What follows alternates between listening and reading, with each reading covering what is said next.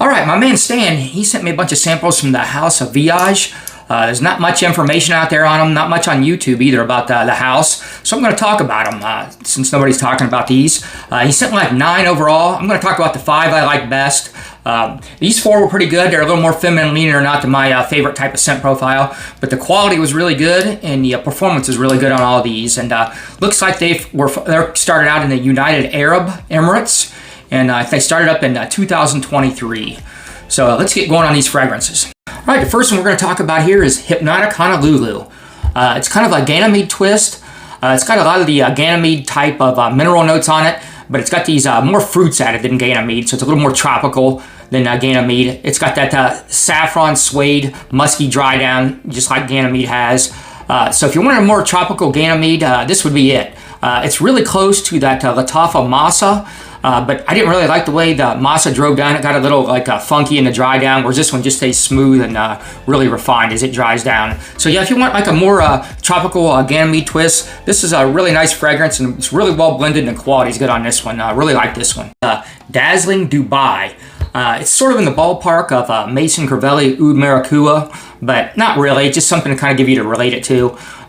It's got a real nice grapefruit freshness in the opening few minutes. Then immediately these resins, fruits, and florals start coming into play. And as it dries down, you get some like vanilla, amber, and musk. Really well balanced fragrance, pretty unique. It's not really using oud like a lot of these Mason Crivelli fragrances and stuff. It's using more resins, and it's got some rose with a lot of florals in it. And the rose is kind of toned down. It's got some really sweet fruits mixed into it. Probably my second favorite of the bunch. It's actually pretty unique, even though I compared it to a couple things. It really doesn't smell too much like that. That's the closest thing I can kind of ballpark it to. But it's got way less oud and more resins than that. It's a little more floral than that. So yeah, interesting fragrance. I really like this. This is kind of to my style. I like these Middle Eastern type complex fragrances. So they did a good job on this one. It smells expensive and it performs really well. All these perform really well if I don't mention it. Bustling Barcelona. Just to give you something to compare it to, it's kind of like a Imagination twist, but not really. It's a lot more aquatic and citrus heavy than Imagination, and I actually think it's a little more going on, a little bit more nuanced than Imagination. Not that Imagination didn't nuance, but this one even a little more so. It does have like a Spanish coastline, like holiday or vacation type of sunny day feel to it. There's a bunch of notes in this, but the standout ones are the citrus aquatic notes. It's just really well balanced with some florals, spices, and some woods. And I like this over Imagination. I'm not a huge Imagination fan. I do like it. I used to like it a lot more, but I would rather wear this. And this is pretty unique.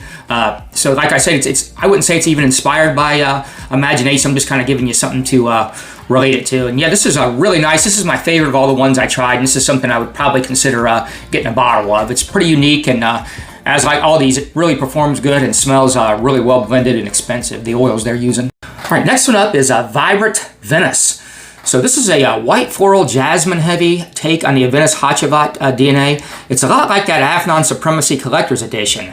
I think they might have copied this because this was out before that. So both of these smell really similar. I did a side by side, but this is a really nice fragrance. It's a really nice fresh citrus and pineapple notes right out of the gate, and they last for a while too. They hang around a really long time for those type of notes. And the white florals and jasmine with the hint of patchouli come on right after this, starts coming to the forefront. Nice balance of woods and oak moss. One of them standing out a lot. Really strong performance on this one.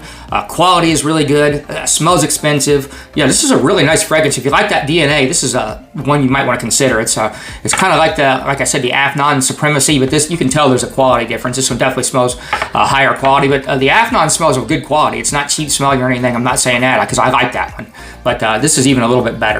All right, Tranquil Tokyo is actually probably my favorite fragrance DNA of all these or whatever. I really like the way this one smells, maybe the best, but it's just a really close to like God of Fire. So it's too close to that. I already have God of Fire and Clone, so I can't pick this over the other ones, whatever, because at least they're doing a little something different, because I already have something like this. Now, it's a twist on the DNA. It's not exactly like it. I do prefer God of Fire doing a side-by-side a little bit over this, but this is really nice. This smells really good. It's fruity mango and berries in the opening, then some light musk and woods rounded out. Pretty unisex, really good performance on this thing. Quality's good. Yeah, love this one, but it's just too much like God of Fire for me. You know, if you don't have God of Fire and you run across this, this is a good alternative to it. Really nice fragrance. All right, so my overall assessment of this house is all of them got really good performance. The quality is good. A lot of them are heavily inspired by you know, other scent DNAs that are already out, and they just do like a little bit of a twist on them. But they got some pretty good originals too. They take the twist far enough where you can kind of consider an original. So it's a really nice house, and I really appreciate Stan giving me all these samples and just being a great subscriber to my channel, always being engaged and involved in it. And he's bought a lot of fragrances off me, and he's been a friend. We text each other and stuff. So really appreciate Stan. So if you make it this far, go watch a bunch more of my other videos, man. I got a bunch of good videos up here, so start looking around on my through my videos and start watching them, man. I got some good stuff for you guys.